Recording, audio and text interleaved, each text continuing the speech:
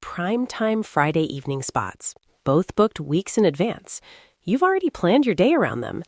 And then, within an hour, both clients cancel. You're staring at your calendar like, are you kidding me? Now you've got awkward gaps, a team that just lost momentum, and you're already mentally calculating how much income just vanished. Now, picture this instead. Same two cancellations, but within minutes, you send out 2 quick, calm messages. The spots are snapped up by clients who are thrilled to hear from you. You keep your revenue, your team stays in the zone, and those clients feel like they just got a VIP invitation instead of a random text blast. Let's dive in. You're listening to Forever Soundwaves, where tech meets touch in the beauty and nail world. I'm the Nailpreneur Artist, and today we're designing what I like to call your smart Waitlist Wins system. So cancellations stop feeling like mini disasters and start feeling like easy, repeatable wins. And I'm the customer champion.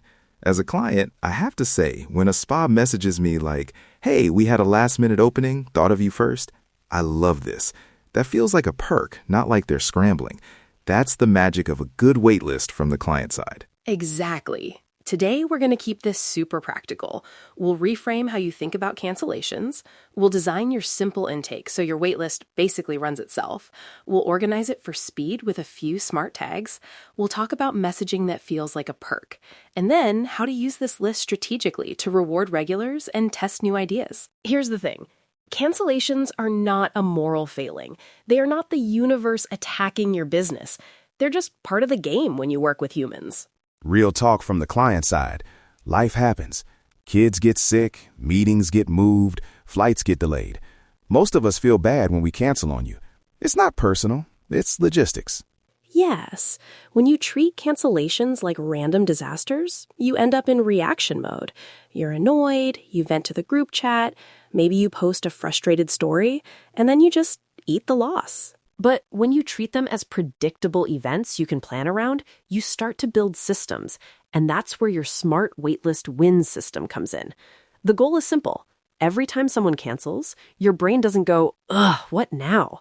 It goes, cool, I know exactly who to offer this to. And from my side, when I know you have a wait list, I actually feel more chill. If I can't get in for my birthday nails, but you say, hey, I can add you to my wait list for any last-minute openings, that felt wonderful. I feel like there's hope, not just, sorry, we're booked forever. So let's build yours. Step 1 is designing your waitlist intake. Basically, what information do you need so you can fill a gap in under 5 minutes without scrolling through your entire client list and guessing? Keep it lean. You really only need a few things. Name, preferred contact method, text, DM, or email, service type, time flexibility, preferred days or time windows, and one little note about status. Are they a VIP regular, a high-ticket service client, super flexible, or only evenings? Yeah, please don't make it a 10-question survey. If I'm at your front desk and you hand me a clipboard like I'm at the doctor's office, I'm out.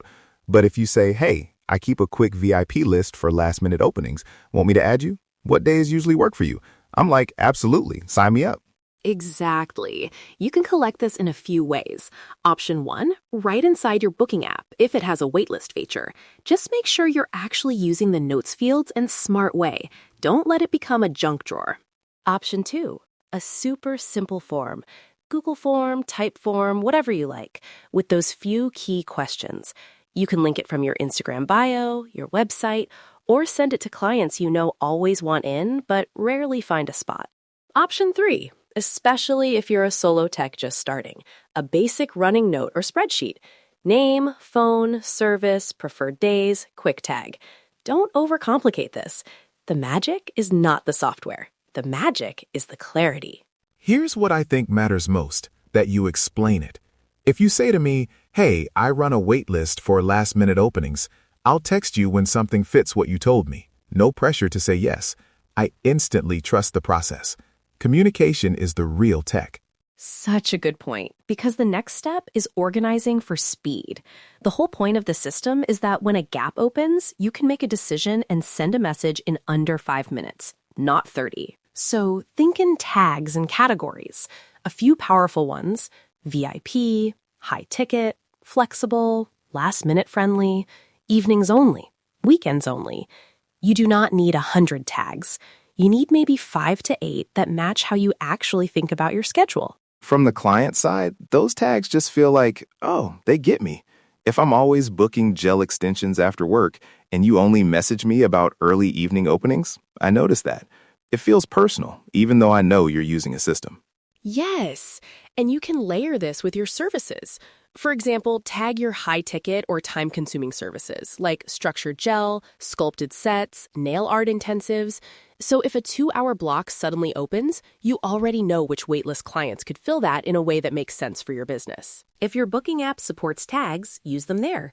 If not, your spreadsheet or note might look like Jasmine, text, structured gel, flexible weekdays, VIP. That's it.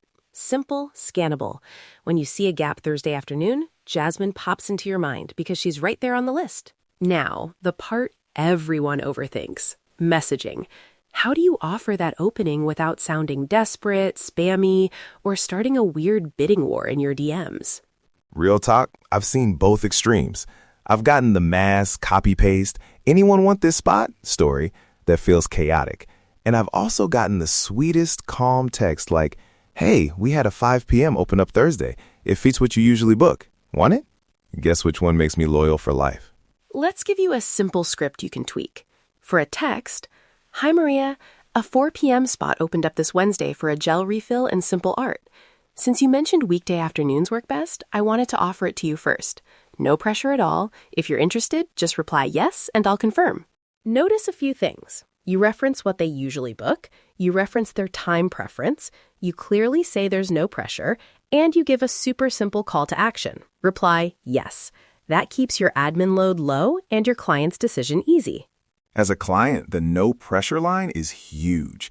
It lets me say no without guilt, but I still feel special you thought of me. Also, telling me exactly what the spot is, time and service, means I don't have to go back and forth with 20 questions. For DMs, keep the same structure. Hey, a quick opening just popped up. Friday 3 p.m. Perfect for your usual builder gel. Since you're on my wait list, I wanted to check with you first. Interested? Short, clear, kind. And here's a boundary to protect your sanity. Decide in advance how many people you'll message per opening. Maybe you offer it to one person at a time with a time limit. Like, if I don't hear back in 20 minutes, I'll offer it to the next person on my list. This avoids chaos and keeps everything fair. If you tell me that up front when I join your waitlist, I respect it. Something like, I'll text you occasionally about openings that match what you want. Because spots go fast, I do need quick replies. Otherwise, I'll offer it to someone else. That's clear and honest, not harsh. Now, let's zoom out. Your waitlist isn't just for plugging holes. This is where you get strategic. This is where you can reward your best clients, test new services, and quietly study what people really want. Rewarding regulars might look like this. Hey, you've been with us for a year and we appreciate you. I keep a small VIP waitlist for last-minute openings. Want me to add you? Or when you open a coveted Saturday morning, you offer it first to the clients who consistently show up and tip well. You're training people that loyalty matters. My favorite experience with this was a salon that tested a new nail art service. They messaged their waitlist regulars like, we're trying a new abstract art set. Want the first spots at a special rate? That felt like a fun secret club. I said yes instantly. That's such a smart move. Use your waitlist to test new services or time blocks. Maybe you're thinking about opening an early morning slot or a late night one. Offer those to your waitlist first and see who bites. The responses are quiet market research. They tell you what people actually want, not just what they say on Instagram polls. And one more strategic piece, pattern spotting. After a month or two, look at your waitlist notes. Are most people asking for evenings, shorter appointments, specific artists? That's free data you can use to adjust your menu, your hours, even your hiring decisions. Just promise me this. Don't let your wait list become a black hole.